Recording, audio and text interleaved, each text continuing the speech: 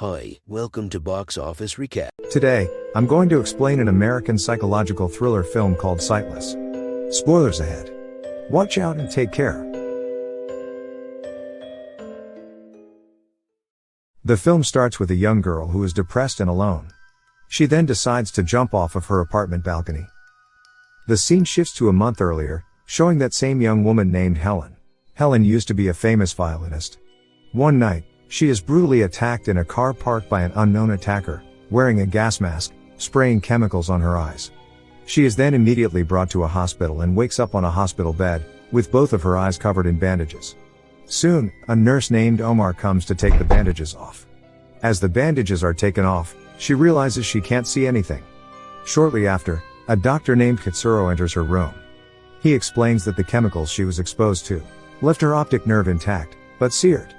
In simple terms, the damage is irreversible, and she is now completely blind. Having lost her eyesight forever, Ellen is distraught and only reluctantly accepts her altered situation. Then, a detective named Bryce comes and asks her questions about the incident. She explains to Detective Bryce what she knows. A few moments later, Ellen talks to her brother, who is in Tokyo, on the phone. He tells her he has organized a hidden apartment close to the city center for her to live in, and a caretaker who specializes in helping people like her who are adjusting to their new lifestyle. The next day, Ellen wakes up in her new apartment and meets her new caretaker, Clayton. However, she has no memory of the trip home from the hospital, which Clayton explains away by saying that the drugs she is on are powerful. Clayton tells her that he is a professional caretaker, and he will assist Ellen in her daily activities and slowly assist her transition as a blind person. He will come to her place every day at 11 a.m. and leaves at 2 p.m. He adds that she is now in her new apartment on the 9th floor of the building, and he explains the layout of the apartment to Ellen. After Clayton leaves, Ellen tries to call her friend, Sasha, and her brother. But both of them do not pick up her calls. She feels so empty as she has neither family nor friends to talk to during this difficult period. The next day, Clayton brings Ellen a pet budgie in a cage. She asks him what color it is. Clayton tells her it's baby blue. Afterward, Ellen notices that when she stands next to one of her windows, she can hear the noise from the busy street below, but when she stands near another window, she can't hear anything. Clayton explains that the glass there is thicker, so she won't be able to hear anything. They both then talk to each other about their lives, slowly forming a close bond between them. Ellen then asks permission to touch Clayton's face, to which he agrees. That night, Ellen hears a woman crying while being abused by someone. She initially believes the woman is in her apartment, but it turns out that the crying sound comes through the vent. The next day, she decides to invite her neighbor for tea, so she walks out into the hallway and leaves a post-it note on the door of the apartment next door, asking the woman to join her for tea. That night, the woman named Lana knocks on Ellen's door and comes in for tea. She acts strange though. She knows Ellen used to be a violinist and lost her sight. She seems to know a lot about Ellen, even though they just met. Ellen touches her face, and to her surprise, she feels a fresh scar on Lana's face. Lana reacts by warning her not to trust anyone. And she runs out of the apartment. Ellen becomes convinced that Lana's husband is being physically abusive to Lana. So Ellen reaches out to Detective Bryce, telling him about the abuse her neighbor is getting from her husband. Detective Bryce sends over Officer Neiman to talk to her neighbor and make sure everything is alright. Later, he confirms she is okay, and the scar was just a birthmark. The next morning, she notices a strange thing about the place. She explains to Clayton that a car alarm goes off every other day at precisely 11 a.m., the time Clayton arrives at her place daily.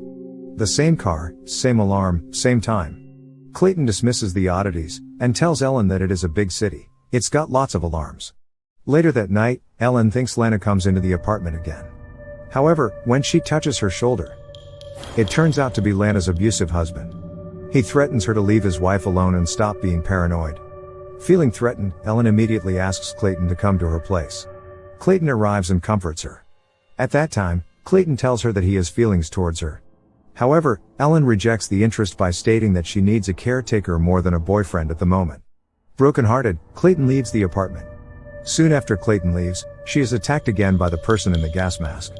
Ellen manages to dial 911 before she passes out as the attacker pushes a syringe onto her neck.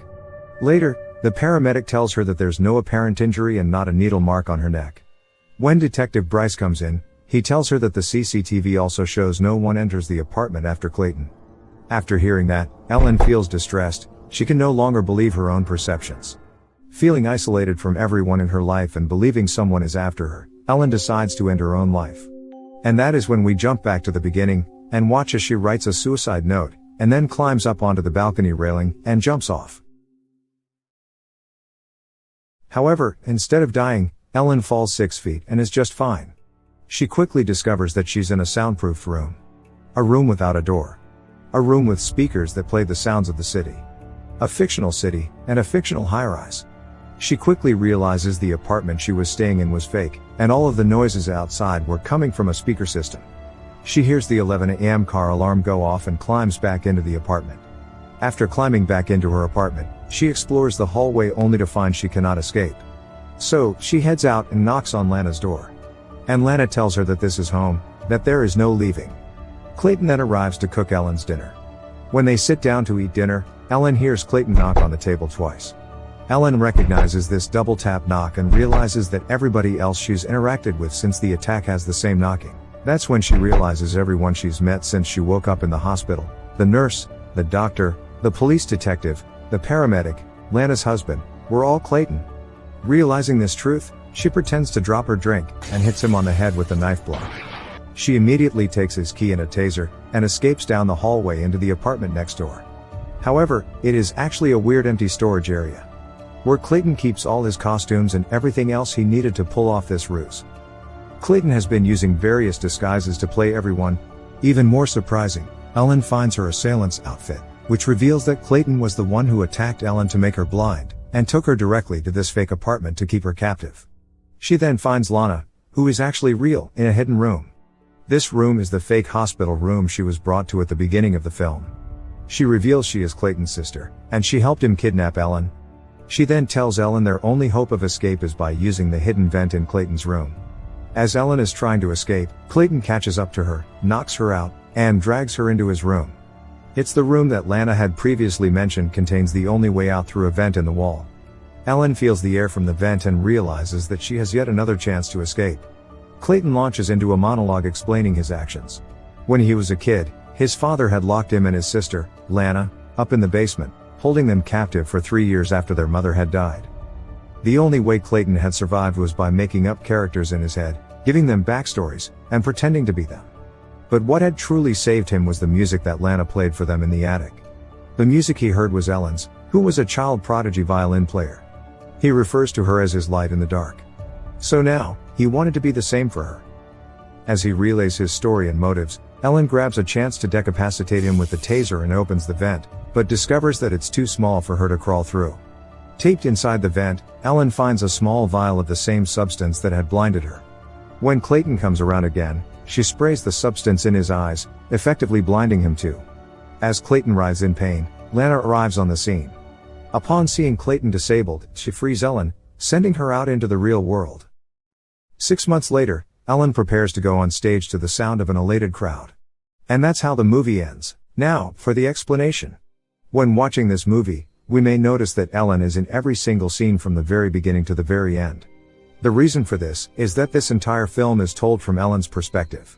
Everything we see in this film is what Ellen assumes is there. We see what Ellen thinks she would be seeing. The only things we can trust as viewers is what Ellen hears and what Ellen touches. This is best signified by the bird at the beginning, which changes from green to blue as Clayton describes to Ellen that the bird is blue. If Ellen thinks the bird is blue, we see the bird is blue. This is why when anyone shows up in front of Ellen, we always see the person that Ellen assumes the person is. But once the person speaks or once Ellen touches them, we realize who they actually are, because Ellen is realizing who they actually are, and this perspective is used throughout the entire film. As we also see in the movie, Ellen has been trying to contact her best friend, but she hasn't been picking up or returning her calls. This is because Clayton has disconnected her from the outside world. Ellen's friends and family had no idea she was missing. No one had any clue where she was or what she was going through. As the movie comes to a close, Clayton explains to Ellen, he wants to be the light in the darkness for Ellen. Here, we can assume he blinded Ellen in hopes that she would be so helpless that she would need him. In this way, his character resembles someone with Munchausen by proxy, which is a mental health problem in which a caregiver makes up or causes an illness or injury in a person under his care. Clayton also explained to Ellen, he would also create various personalities while in the attic to have his own imaginary friends. He uses the talent he learned in the attic of playing multiple characters to fool Ellen into believing she is interacting with multiple characters. He even imitates the voice of Ellen's brother. In the end, the movie cuts to 6 months later, with Ellen back playing the violin on stage again. However, it isn't entirely clear if she has her sight or not. It could be that Clayton wasn't lying when he was pretending to be the doctor, who told her it was irreversible. However, since he was even lying about the color of the bird in her apartment, we might not even be able to trust him about this, and it's very possible she was only temporarily blind. That's my explanation for the movie Sightless. Subscribe for more videos like this, turn on notifications, and leave a like to help the channel out. Thank you for watching.